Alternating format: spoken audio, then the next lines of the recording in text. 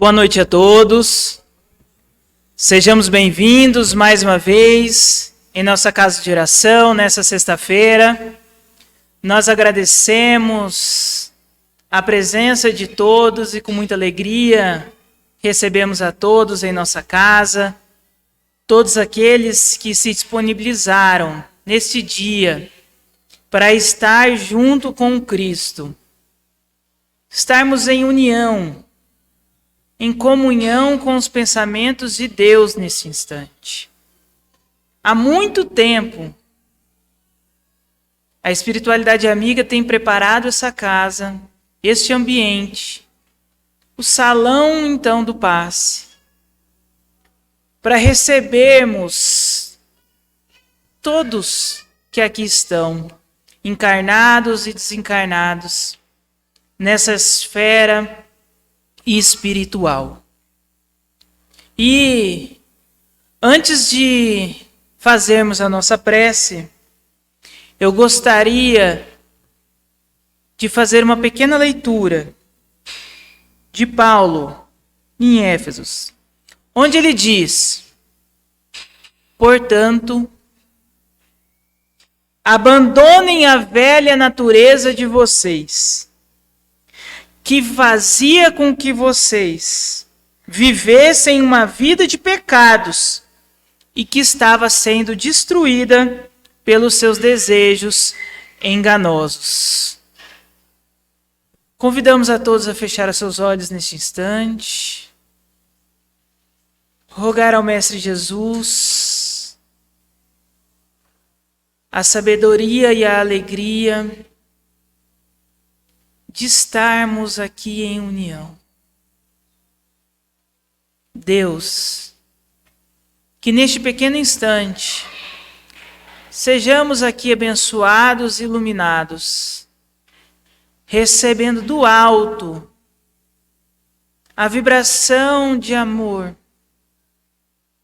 que traz paz e tranquiliza os nossos corações. Obrigado, Senhor, por ter nos conduzido até aqui.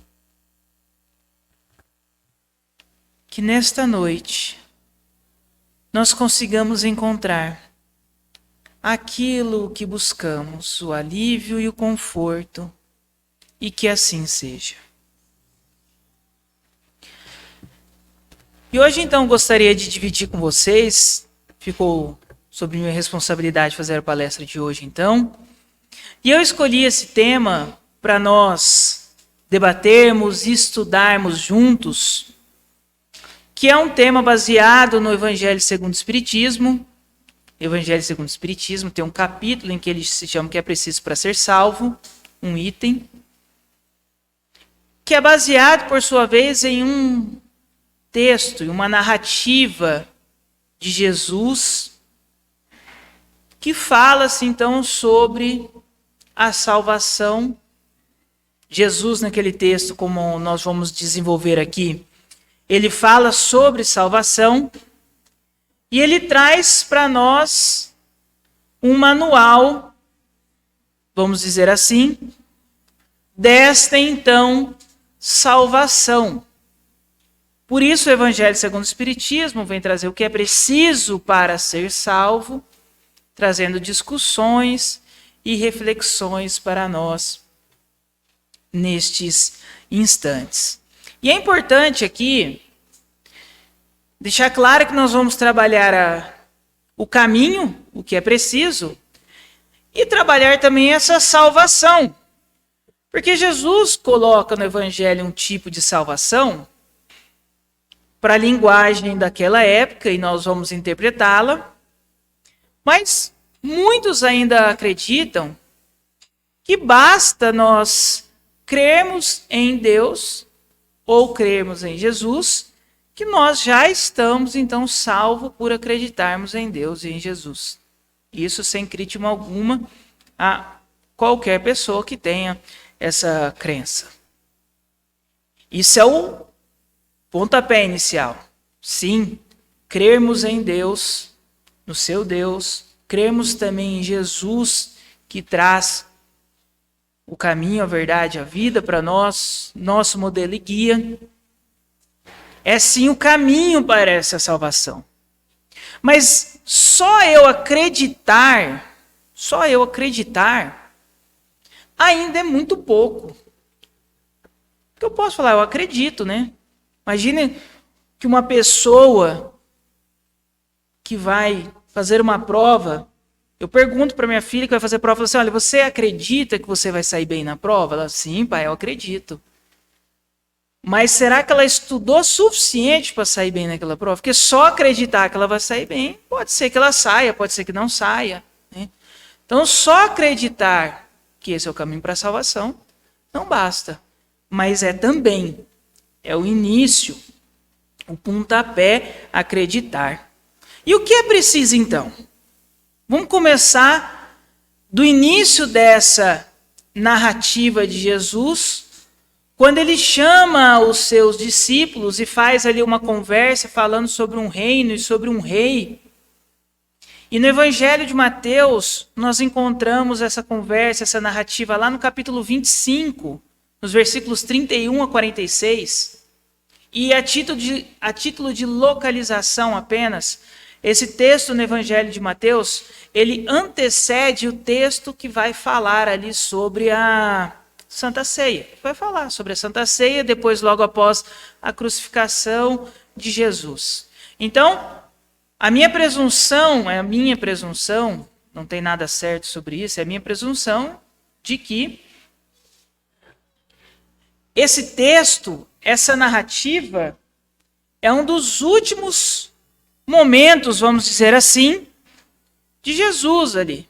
Talvez últimas semanas, últimos meses, nós não sabemos, mas trata já do fim do período em que Jesus estava com os seus discípulos.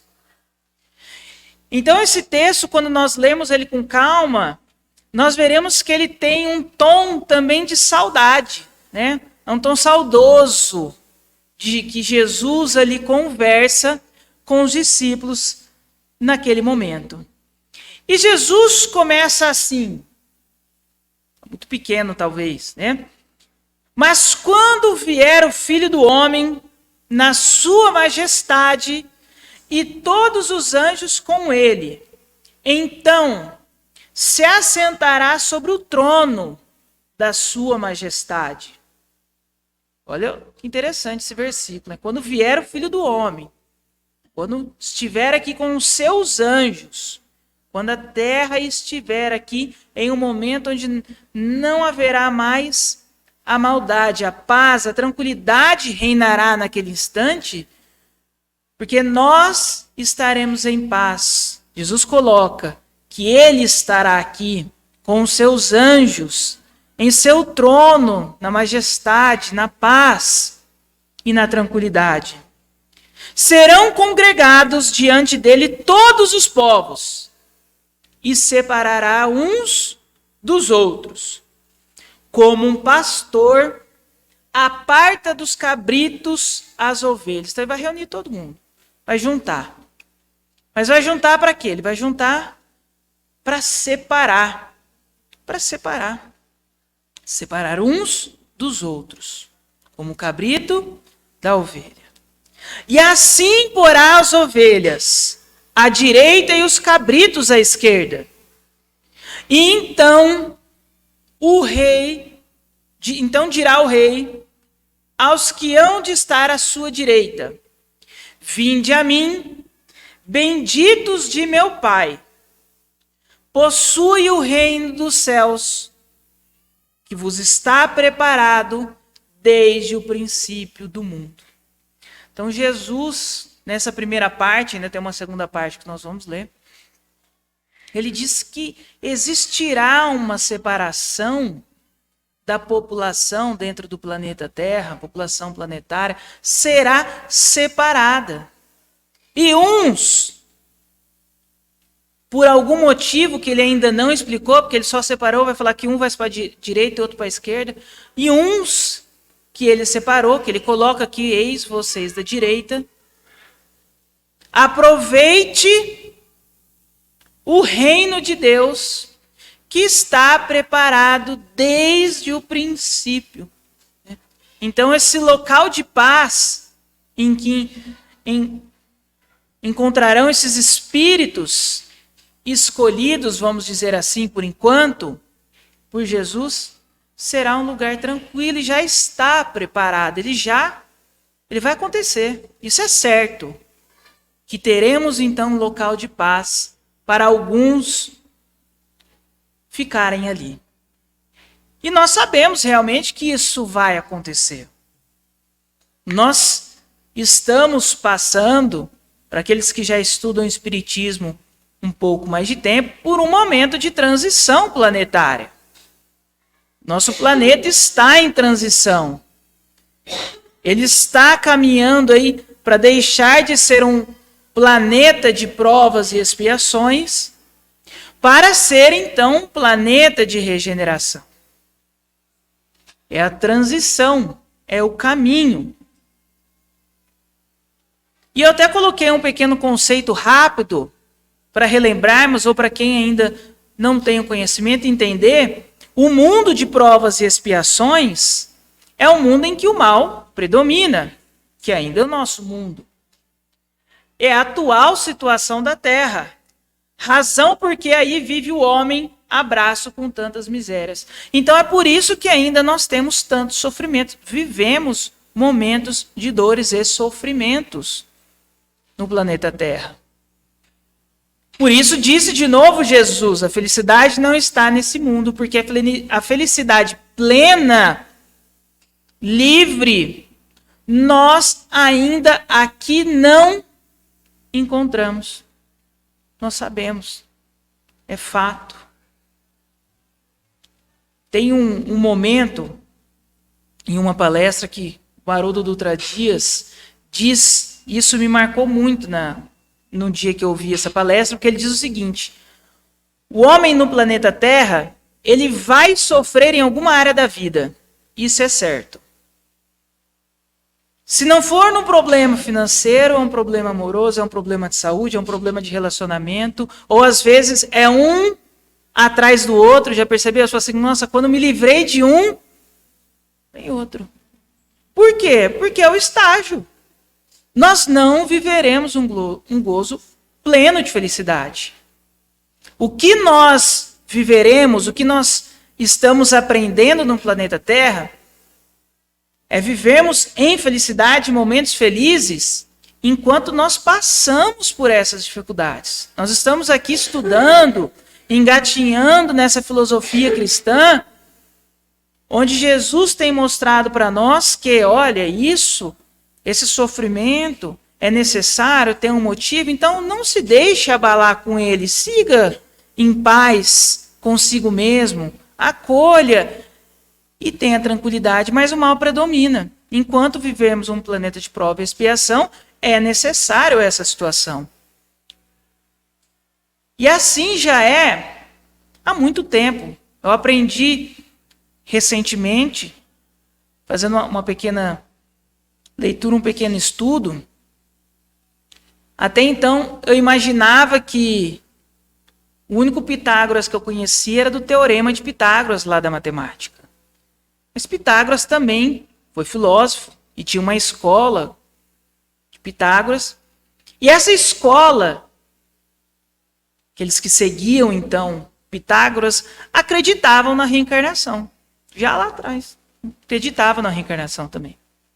E eles acreditavam na reencarnação e que a filosofia era o caminho de salvação. Que só vinha para o planeta Terra os espíritos de segunda mão, aqueles que eram ruins. O que não prestava para ir para um lugar melhor, vamos dizer assim. Vinha para o planeta Terra e, através da filosofia, ele poderia alcançar um lugar maior. Eles entendiam, então, que aqui era um castigo e, através do estudo, da reforma do homem, ele encontraria um lugar melhor. Semelhante com algo que nós conhecemos, não? Nós acreditamos também que nós estamos aqui para expiar, porque nós merecemos, porque nós precisamos, e que se nos dedicarmos, nos esforçarmos, nos estudarmos, nós podemos então melhorar e alcançar um lugar melhor, né? Então, essa noção espiritual que a Terra é um local imediato, agora, porque ela se transforma, ela é real e ela é antiga para nossas vidas. E o mundo de regeneração, nesse conceito rápido? São mundos em que as almas que ainda têm o que expiar aurem novas forças, repousando das fadigas da luta. Não é um local perfeito, né? Não celeste, não de todos, não é um lugar ainda totalmente feliz, de regeneração. Mas já é melhor, né? O mal já não tem tanto, nós ainda temos algo para expiar, temos muitas situações que temos que superar, mas é melhor do que estamos vivendo nesses instantes. Então nos parece que Jesus dizia naqueles momentos em que finalizava ali a sua passagem material pela terra, que o homem chegaria um momento que parte dessa população iria para o mundo de regeneração e parte não. Iria para mundos primitivos ou talvez ainda de provas e expiações em outros locais para precisar melhorar e evoluir em si próprio. E nós temos que também clarear o nosso pensamento que quando falamos em um mundo de regeneração, até parece que Deus ou Jesus vai descer e vai fazer uma reforma, né, no mundo, e ele será outro mundo. Às vezes eu escuto gente falando assim, nossa, veja a hora de sair esse mundo de regeneração, logo fazer a transição para dar uma expulsada, um pessoal daqui, né? Tá difícil. Pessoal daqui somos nós. Né? Somos nós. Esse é o pessoal. Essa gentalha, né? Dizia o que? Somos nós que aqui estamos. Então, não é que vai vir um mundo novo, ou que Jesus desce e muda tudo, onde não existe mais lixo na rua, não existe mais corrupção, não tem mais... Não é isso. Porque agora o sol brilha diferente e tudo mudou. Não é isso. Jesus também deixou uma fórmula para aqueles que vão habitar e como será esse mundo. Porque o mundo é o mesmo, o mundo é o planeta Terra. Mesma Terra que está aí, a árvore, o sol, né, a estrela que está brilhando, mesmo dia, noite. São os mesmos que vão continuar aqui nesse mundo de planetas. Quem vai mudar, o que vai mudar na verdade, é quem habita. Se seremos nós ou não seremos. Quando eu pensava sobre o mundo de regeneração, eu ficava filosofando nos meus pensamentos sobre isso. Eu falei assim, existe um exemplo muito clássico para todos nós entendermos a transformação de um mundo de regeneração, de prova e expiação para um mundo de regeneração, para entendermos que não muda a estrutura física do planeta, mas quem habita ele diferente. E é simples. Todos nós aqui já fomos filhos, irmãos, uns são pais, outros avós, tios, mas todas as casas passaram por um momento peculiar. Outras ainda estão passando na sua vida, na sua casa. É o momento em que você tem filho pequeno em casa. Quando você tem filho pequeno em casa, sua casa não é arrumada. Suas paredes são riscadas. Tem bagunça, tem brinquedo, tem roupa, tem barulho.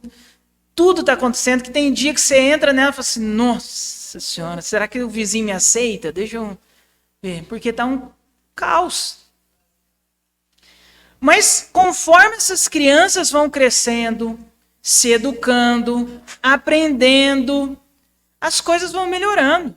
Não tem mais brinquedo na sala, porque já aprendeu a guardar, a roupa já aprendeu a dobrar, ninguém mais risca a parede, aquilo então vai sumindo, vai limpando, organizando. A casa é a mesma. O ambiente mudou, não porque trocaram a casa, não porque trocaram os habitantes da casa, mas porque esses habitantes foram educados ao ponto de deixar então aquele lugar organizado, né? E todo mundo viver em harmonia. Essa é a transição planetária. A casa é essa. Os habitantes somos nós. Mas para nós vivermos em paz aqui, nós vamos precisar nos educarmos. Modificarmos quem nós somos.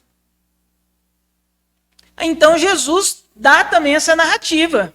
Ele fala assim, e fica calmo que eu vou ensinar. Eu vou ensinar. Não é por falta de ensinar. Ele vai dizer.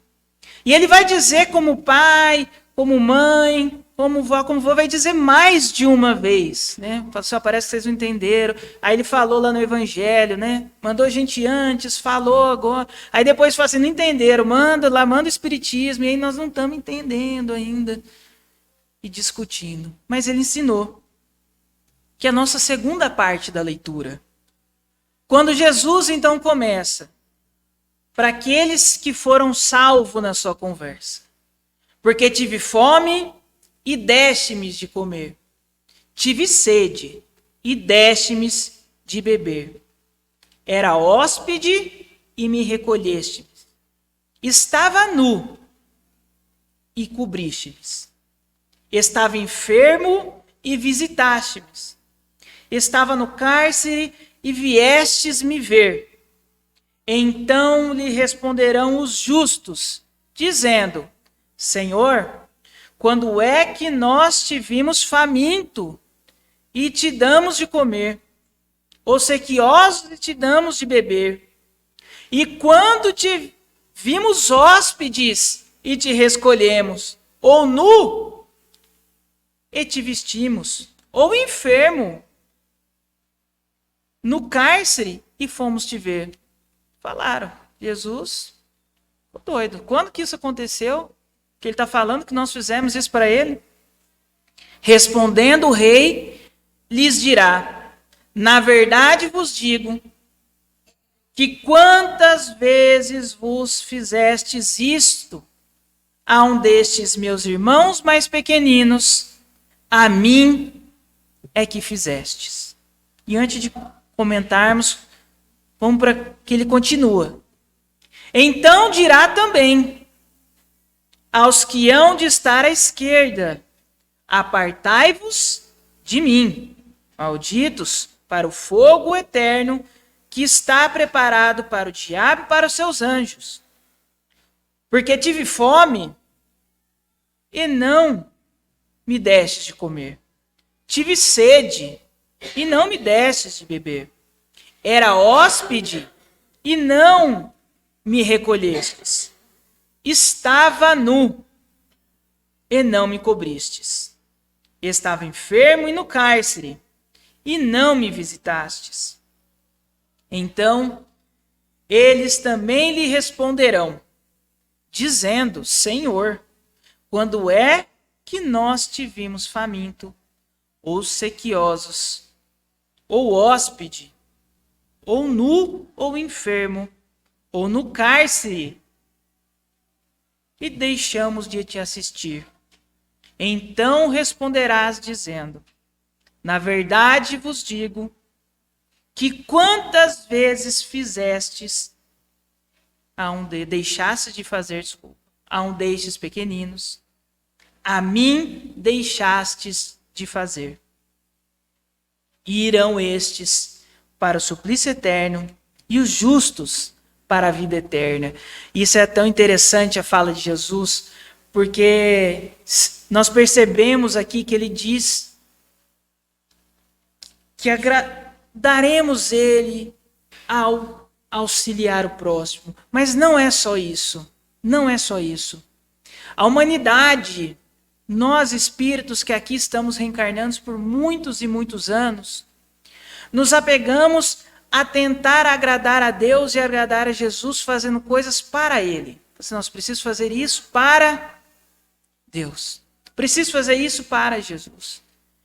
Eu preciso fazer isso para Deus. Enquanto Deus é perfeito e não precisa de nada. Enquanto Jesus, dentro da sua perfeição, que veio aqui sem nada e não tinha nada, diz também que não precisa que seja feito nada para ele, mas sim para o próximo. O objetivo nosso não é agradar a Deus, mas é auxiliarmos uns aos outros. Porque assim nós não agradamos, mas nós o deixamos feliz.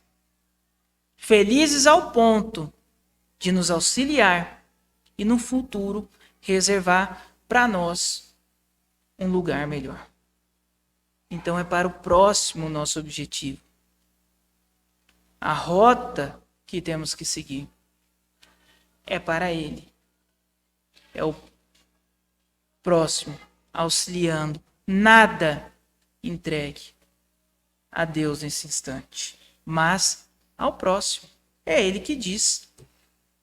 A regeneração, então, eu trouxe um pequeno texto aqui do livro A Gênesis, capítulo 18, item 33. O último capítulo do livro A Gênesis, a Gênesis do Pentateuco Espírita, não a Gênesis do Evangelho, do Antigo Testamento, em que a Pleiade de Espírito, então, faz uma narrativa no seguinte sentido. A regeneração da humanidade, olha só, regeneração da humanidade, de todos nós. Portanto, não exige absolutamente a renovação integral dos espíritos. Estava falando assim, não vai tirar os espíritos aqui do planeta e colocar espíritos novos, não é isso.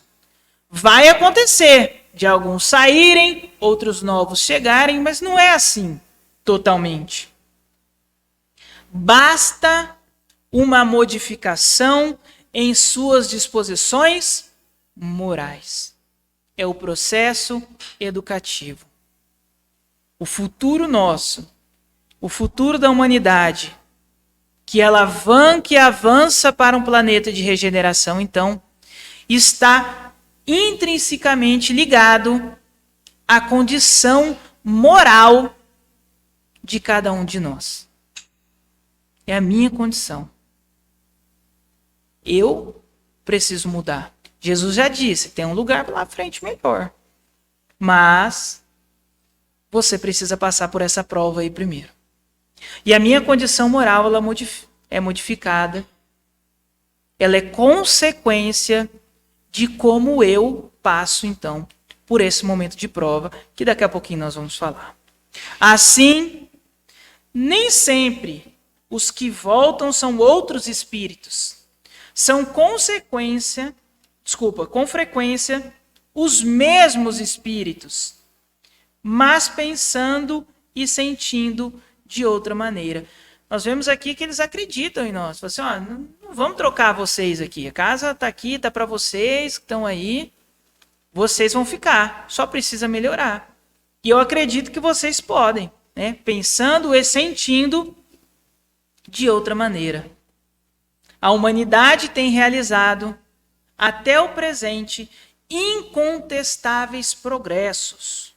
Os homens, com a sua inteligência, chegaram a resultados que jamais haviam alcançado, sob o ponto de vista das ciências, das artes e do bem-estar material. Resta-lhes ainda o imenso progresso a realizar, o de fazerem que entre si reinem a caridade, a fraternidade e a solidariedade, que lhe assegurem o bem-estar moral. Lá em 1800, estava falando já ali na Gênesis, olha, vocês avançaram muito em ciência, tecnologia, inteligência, hoje mais ainda. Nós estamos avançando em um nível estratosférico, está indo muito rápido e tudo está acontecendo em tecnologia, até mesmo com relação à doença, enfermidade, a expectativa de vida cada vez mais o quê? Subindo, aumentando. Nós estamos vivendo mais.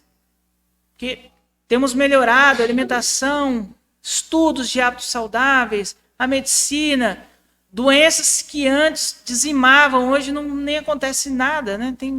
Põe vacina e acabou. Eu comentava, brincava.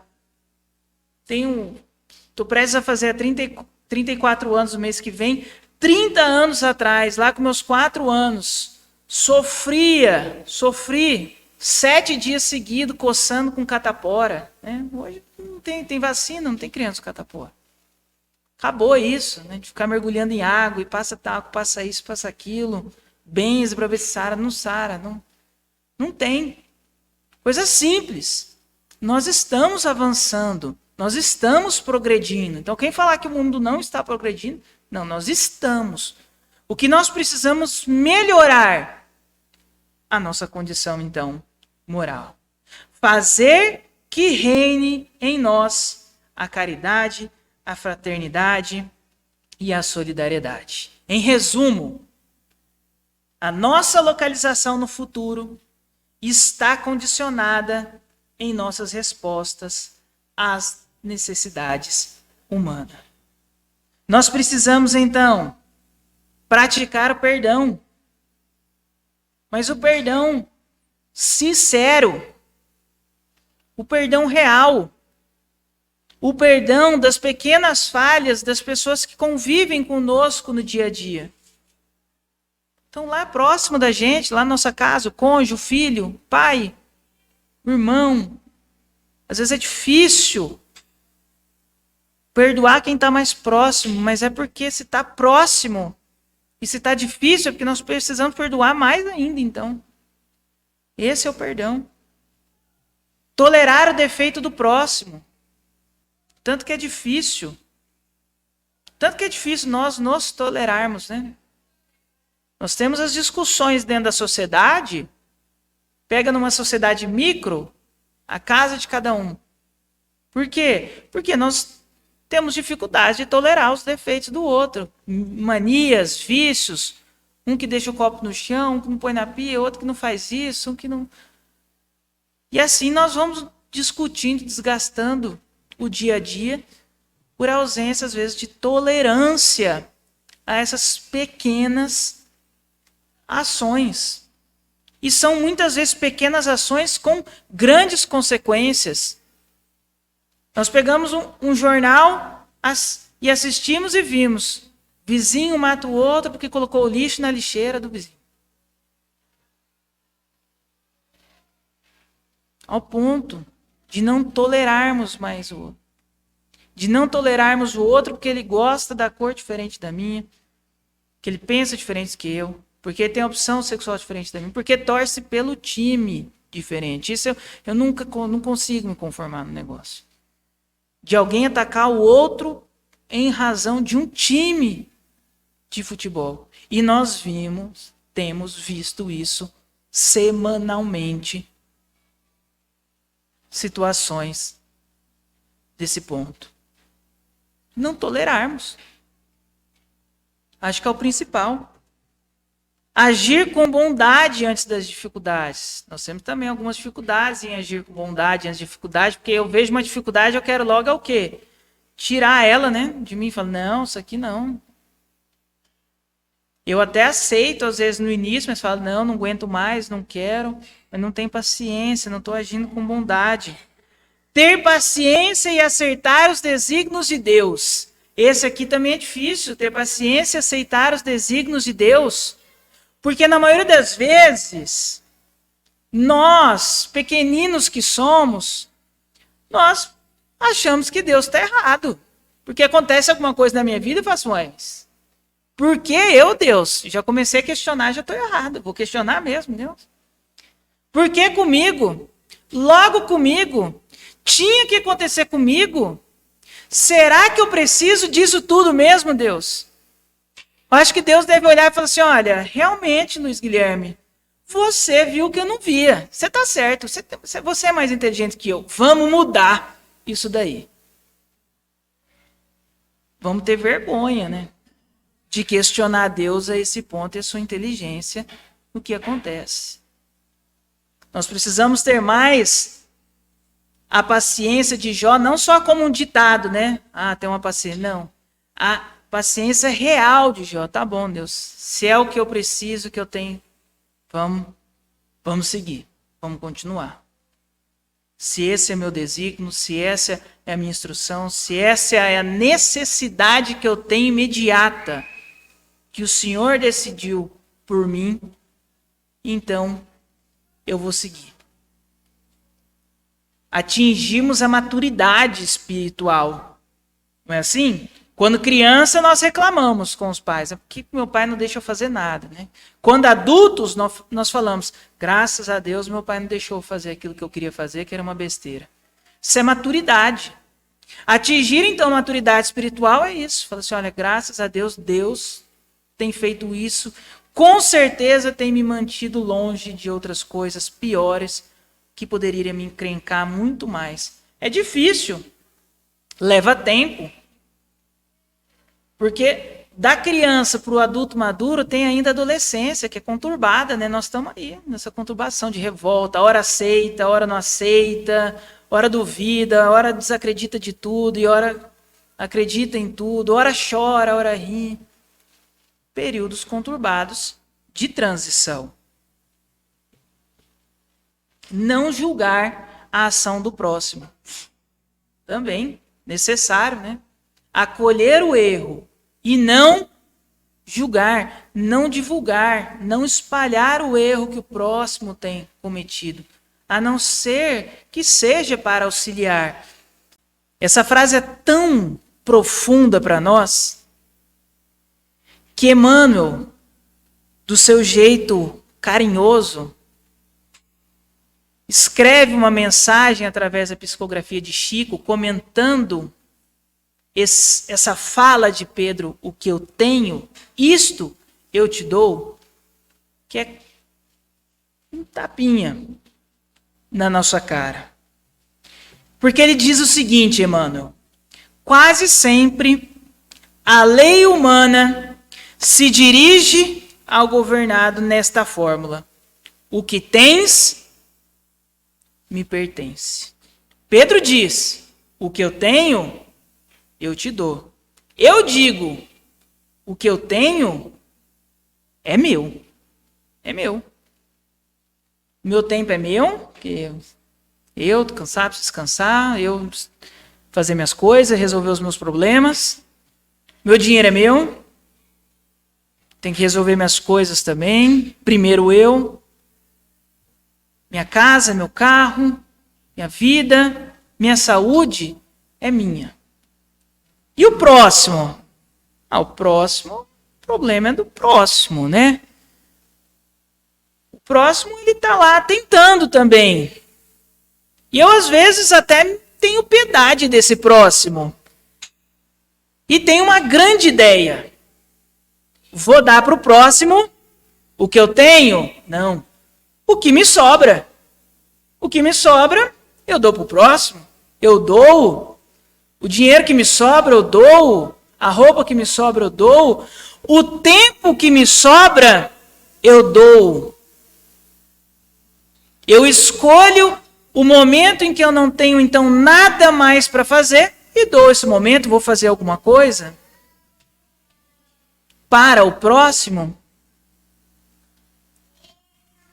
Mas nunca aquilo que eu tenho em plenitude, que é o meu tempo todo, a minha saúde toda, o meu recurso, vamos dizer assim, para não falar mais, todo eu dou.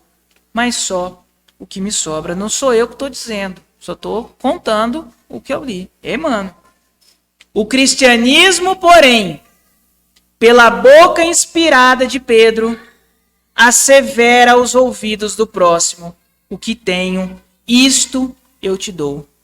Essa é a chave para o mundo de regeneração. O que eu tenho, eu te dou. Disse Jesus, todas as vezes que acolheram desses pequeninos. Quem? Aqueles que sofrem. Todas as vezes que acolheram destes pequeninos, aqueles que sofrem. Eu te dou, eu me dou. Estamos aqui, então, para o próximo. Eu não posso, nesse momento... E eu disse que Jesus ele vem repetindo o ensinamento o tempo todo para ver se a gente presta atenção. Aí ele vai lá e depois fala assim, gente, olha só, os trabalhadores da última hora, vamos lá, vamos fazer. A hora é agora. Eu não posso mais ficar postergando. A hora é agora, então, da mudança. De eu me entregar em plenitude. De eu me entregar em harmonia. De eu decidir definitivamente na minha vida que eu não faço mais o auxílio ao terceiro quando eu posso, ou só quando eu quero, ou quando me sobra, ou quando eu não estou mais cansado. Mas decidir que isso agora deve fazer parte da minha vida de ação de caridade. O auxílio deve ser prestado não quando eu posso, mas quando ele é chamado. Foi chamado Pedro. Pedro, me dá uma moeda. Moeda eu não tenho, mas o que eu tenho, eu te dou. Então, se o auxílio é solicitado, é imediato. Eu posso, eu faço. Eu faço o quê? O que eu posso. O que eu tenho para oferecer. O que eu não tenho, eu não ofereço. Mas o que eu posso, eu vou te oferecer. Se for de seu agrado, eu te ofereço e faço imediatamente. Esse texto está lá no livro Pão Nosso, capítulo 106, com o nome Há Muita Diferença. Já meditastes na grandeza do mundo, quando os homens estiverem resolvidos a dar o que possuem para o edifício da evolução universal? A dar o que possuem para edificar. O que será? Ele coloca essa provocação. Como será o mundo quando o homem dividir aquilo que tem com o próximo? Nos serviços de caridade comum, nas instituições de benemerência pública, raramente a criatura cede ao semelhante aquilo que lhe constitui propriedade intrínseca, que nós falamos, do o que sobra. Mas aquilo que realmente ali, por quê? Porque às vezes me dói. E nós não estamos só falando aqui, quando falamos de recursos, só do material. Me dói muitas vezes oferecer o perdão. Me dói muitas vezes oferecer a outra face. Me dói muitas vezes acolher aquele que me agrediu. Me dói perdoar 70 vezes, 7 vezes. É intrínseco meu orgulho, né? Onde está a minha dignidade? Mas eu tenho que ceder. Não ouvides a palavra amorosa de Pedro, e dá de ti no esforço da salvação. Porquanto quem espera pelo ouro, pela prata, a fim de contribuir nas boas obras, em verdade, ainda se encontra distante da possibilidade de ajudar a si próprio. Mano, é duro, né? Você está esperando ter alguma vantagem, ou ganhar alguma coisa para poder doar, na verdade, porque você não consegue nem ajudar você mesmo nesse instante. Nós vamos ajudar a si próprio. Estamos na dificuldade. E encontrar a salvação no final. Mas a salvação que Jesus coloca para nós também não é uma salvação de aposentadoria espiritual, onde nós vamos descansar eternamente e vivermos uma paz com anjinhos, tranquilo, como se estivéssemos lá na praia, tranquilos, na rede. Não. A salvação é a salvação da inutilidade, que nos é própria. Não briguem comigo também, esse texto também é de Emmanuel. Ele está dizendo, nos é própria, incluindo até um pouquinho dele, nos é própria. Nós somos inúteis, porque nós estamos contribuindo muito pouco para a edificação desse reino de Deus ainda. A fim de soerguer-nos à condição de cooperadores diligentes em sua construção de amor e concórdia. E continua duro, irmã. Ninguém pretenda, desse modo, escalar o céu sem a cruz da terra, ou sem orear a paz, sem extinguir a guerra inferior. Nós queremos muito chegar no planeta de regeneração, nós queremos os céus, nós queremos a salvação, queremos viver num lugar melhor, queremos viver em paz a eternidade, mas sofremos e temos dificuldades em carregar a cruz na terra. Jesus foi chamada dele, pegou a cruzinha lá e foi, no seu exemplo. E ele não pede que ninguém, às vezes... Não quero que ninguém seja crucificado. Não é isso, não. Mas ele quer, às vezes, ou às vezes não, na maioria, que nós suportemos a nossa cruz. Que cruz? Nossa enfermidade, que dói, que machuca. As dificuldades nos relacionamentos, cônjuges, filhos, irmãos, pais. As dificuldades de outrora financeira. As dificuldades, muitas vezes, situações que nos colocam em humilhação, mas que nos traz humildade. Suportar a nossa cruz. Igualzinho. Sem reclamar, aceitando o caminho, o desígnio, sabendo que teremos os nossos auxílios e o benefício no futuro. Para quem tenha...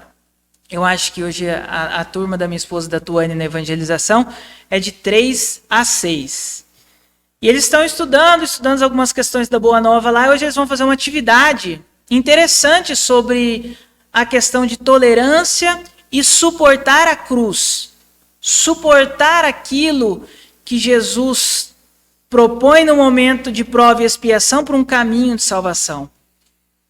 Nós estávamos conversando e aí eles vão fazer uma atividade, já devem ter feito já pelo horário, está um pouco atrasado aqui, onde eles terão 2 caminhos para percorrer.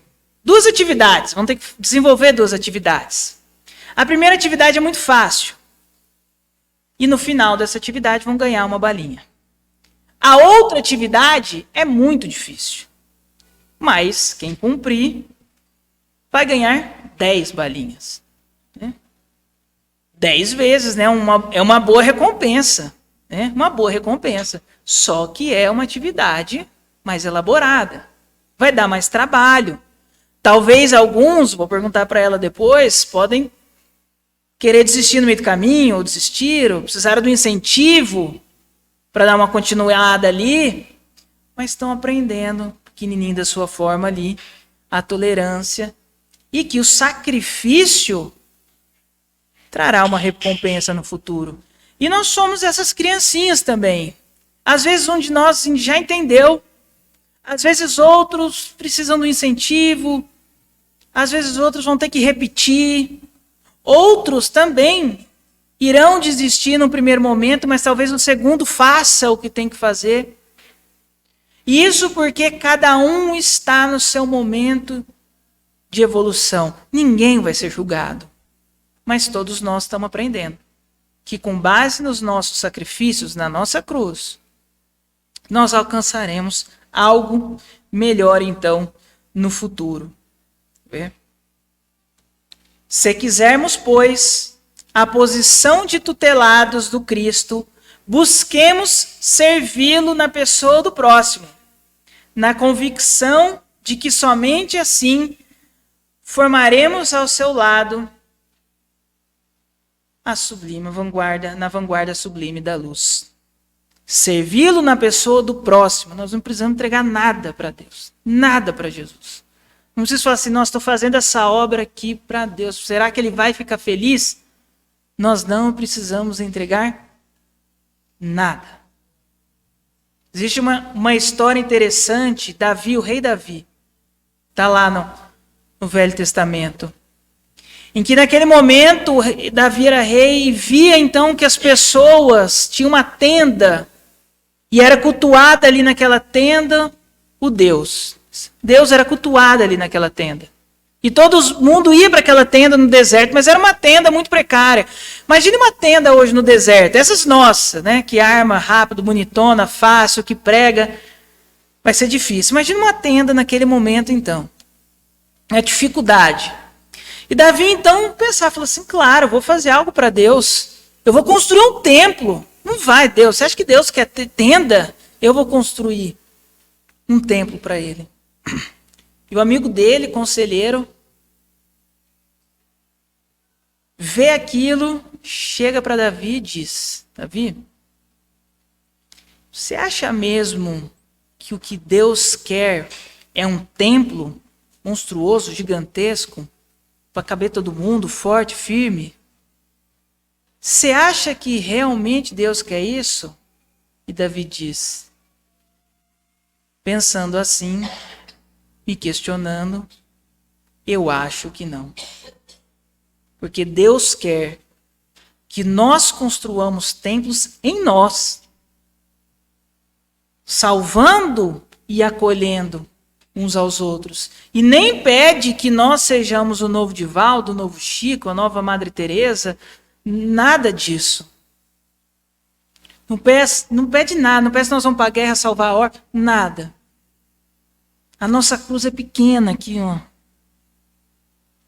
Nesse instante, ele pede, calma, tolera um outro aí um pouquinho, calma. Isso que você está sentindo agora dói, mas vai passar. Nada é permanente. Tudo passa. Se precisar chorar, chora. Mas calma, que tudo vai passar. E nós vamos alcançar.